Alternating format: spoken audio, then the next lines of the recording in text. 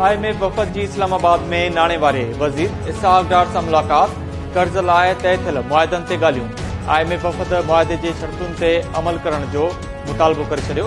Pakistan IMF खां मुतालबनि ते अमल दरामद लाइ वक़्तु घुरी वरितो। नाणे वारे वज़ीर इसहाक डार IMF वफ़द खे मुआशी टारगेट्स ते अमल बाबति आगाह कयो। ज़रियनि मूजिबि IMF बजट खोट 4.9% रखण जो वाइदो पूरो करण ऐं सब्सिडी ख़त्म करण ते ज़ोर भरियो।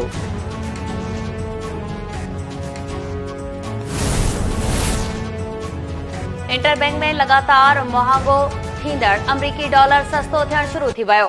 डॉलर जे अघ में 4 रुपया 18 पैसा घटाई फी डॉलर 265 रुपया 45 पैसनि जो थी वियो।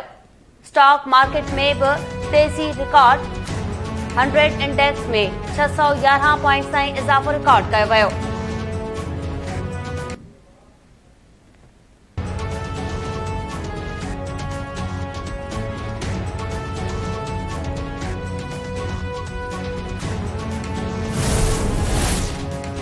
तोशाखाना केस में इमरान खान ते फर्दे जुर्म 7 फरवरी ते लागू थींदो। इस्लामाबाद जी अदालत फ़ैसिलो ॿुधाए छॾियो। तोशाखाना केस में तलबीअ बावजूद इमरान खान पेश न थियो। गैर मुल्की फंडिंग केस में बैंकिंग कोर्ट इमरान खान के पेश थियण लाइ आख़िरी मोहलत ॾिनी। ज़मानत में 10 फरवरी ताईं वाद। अदालत चयो त 10 फरवरी ते इमरान खान अदालत में पेश न थियो त संदसि ज़मानत रद्द कई वेंदी। नई दरख़्वास्त दाख़िल कई त ख़ारिज कई वेंदी।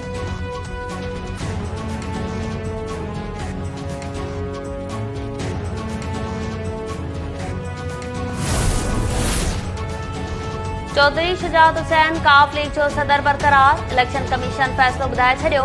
चौधरी शुजात हुसैन खे हटाइण वारो काफ लीग जे सेंट्रल वर्किंग कमेटीअ जो फ़ैसिलो गैर कानूनी करार ॾींदे रद्द करे छॾियो। इमरान खान खे पार्टी चेयरमैनशिप तां हटाइण वारे केस में इलेक्शन कमीशन धुरियुनि खे नोटिस जारी करे छॾिया।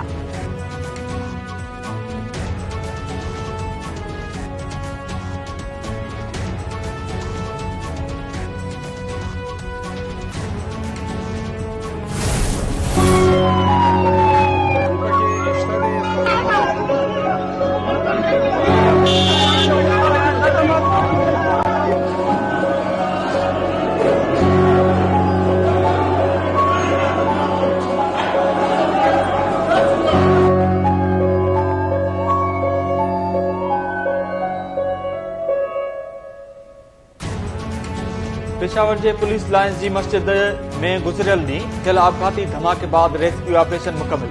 मस्जिद जो मलबो हटाए वियो। आपघाती हमले में बि शहीद थींदड़नि जो अंग वधी 95 थी वियो। 221 ज़ख़्मियुनि जो इलाज जारी। शहीदनि जा लाश पोस्टमार्टम बाद वारसनि हवाले। KPK में हिक ॾींहं जो सोग। क़ौमी झंडो बि निवियल। IG KP सिक्योरिटी डेस्क जो इतराफ़ कंदे चयो आहे त बमबार महिमान जे रूप में दाख़िल थियो। हमले जी जाच लाइ JIT जोड़े रहिया आहिनि।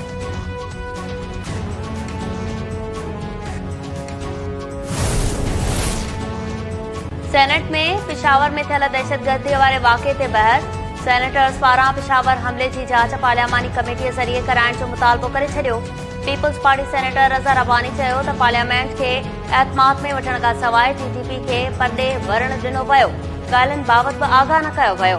इंतहा पसंदनि सां ॻाल्हियुनि जो अमल खे आउटसोर्स कयो वियो। पार्लियामेंट जो गॾियल इजलास घुराए दहशतगर्दी जे वाक़िअनि बाबति बहस करायो वञे।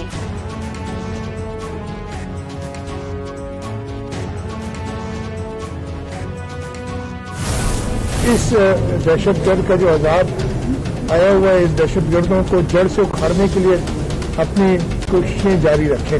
हम यही चाहेंगे इलेक्शन कमीशन कि वो जल्दी से अगले मरहलों की तरफ जाए और जो भी अक्सरियत हासिल करे। किसी के नाम के आगे मेयर नहीं होता। कराची शहर की आवाम जिसको चाहेगी उसको वो इलेक्ट, उन्होंने अपने वोट दिए। अब वो मेंबर्स के ऊपर है कि किसको इलेक्ट करते हैं। और आगे जाके हम सिर्फ ये जरूर कहेंगे कि हमारा ट्रैक रिकॉर्ड है। तो आप ये कहना कि जी बस मैं कैमरा 4 लगा दूं, इस वक्त भी कराची में बाकी शहरों से ज्यादा कैमरे कि जी वो एक नाम की खातिर की जी मैंने सेफ सिटी कर दिया और मैं अनाउंस कर दूं और लगा दूं, वो मैं नहीं करूंगा। मैं वो चीज करूंगा जो इस शहर के, इस सूबे के, इस मुल्क के लोगों का टैक्स का पैसा है वो प्रॉपर खर्च हो जहां। मुल्की इस्तेहकाम लाइ दहशतगर्दनि खे शिकस्त ॾियणु ज़रूरी आहे। दहशतगर्दी ख़िलाफ़ जंग में कामयाबियूं बि मिलियूं आहिनि। वॾे वज़ीर मुराद अली शाह चयो आहे त कराची में चूंडूं पहिरीं थी वञनि हा त पीपुल्स पार्टी खे अञा बि वधीक सीटूं मिलनि हा। मुंहिंजी ख्वाहिश आहे त कराची जो मेयर पीपुल्स पार्टी जो थिए। सिंध में तारीख़ जी सभ खां वॾी ॿोॾाई 20 लख मुतासिरनि खे घर ठाहे ॾियणा आहिनि। फाइनेंसिंग जो इंतज़ाम करे रहिया आहियूं ऐं कम बि शुरू कयो आहे।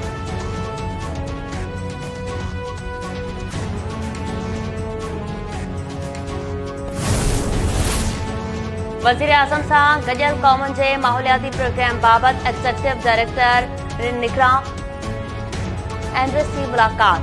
शहबाज शरीफ़ चयो आहे त दुनिया जो सभ खां वॾो मसइलो मौसमियाती तब्दीली आहे। पाकिस्तान मौसमियाती तब्दीलियुनि सबबि मुतासिर थियल मुल्कनि मां हिकु आहे। पाकिस्तान मौसमियाती तब्दीलियुनि खे मुंहुं ॾियण लाइ क़दम खणी रहियो आहे। नेपरा खे इलेक्ट्रिक जी बिजली 10 रुपया 80 पैसा सस्ती करण जी मंज़ूरी ॾेई छॾी। Karachi electric power supply company 10 रुपया 26 पैसा घटिताई जी दरख़्वास्त कई हुई। नेपरा ॿियनि डिस्कोस लाइ बिजली 2 रुपया 32 पैसा फी यूनिट सस्ती करण जी मंज़ूरी ॾिनी। वापेदारनि खे फेबरवरी वारे महीने में रिलीफ मिलंदो।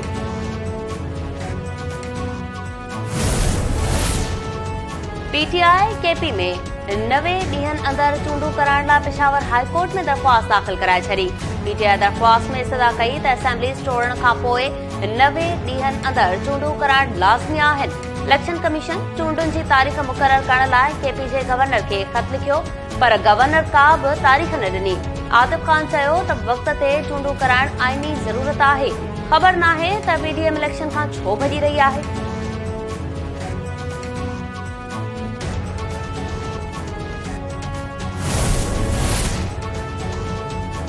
इमरान खान इल्ज़ाम खान आहे, रुगो इल्ज़ामनि जी सियासत कंदो आहे। पीटीआई जी IMF सां मुआदे सबबि महांगाई थी आहे। सूबाई वज़ीर नासिर शाह चयो आहे त सिंध में अमन अमान जी सूरतहाल खे बहाल करण लाइ क़दम खणी रहिया आहियूं। धाड़ेलनि खे बि ख़तमु कयो वेंदो।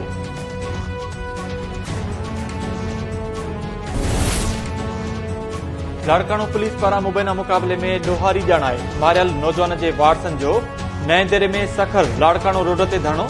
वारसनि मूजिबि नौजवान शौकत मेमण खे पुलिस 3 ॾींहं अॻु गिरफ़्तार कयो हो, जंहिंखे राति कूड़े मुक़ाबले में मारियो वियो आहे। ज़िम्मेवारनि ख़िलाफ़ कार्रवाई कई वञे, ॿियनि खे बि ज़ाहिर कयो वञे। अकरी चौदगीअ में पैसनि जी ॾेती लेतीअ तां नौजवान क़तल। ॻोठ गुलण बुर्दी में कर्ज़ वापसि न ॾियण तां जवाबदार लठियूं हणी नौजवान नूरल बुर्दी खे क़तल करे छॾियो।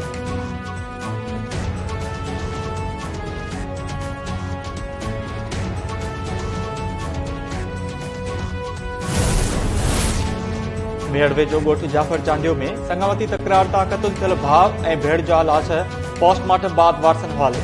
ज़ख़्मी थियल 5 ॼणा लाड़काणे अस्पताल मुंतक़िल, 1 ॼणो गिरफ़्तार, केस दाख़िल न थियो।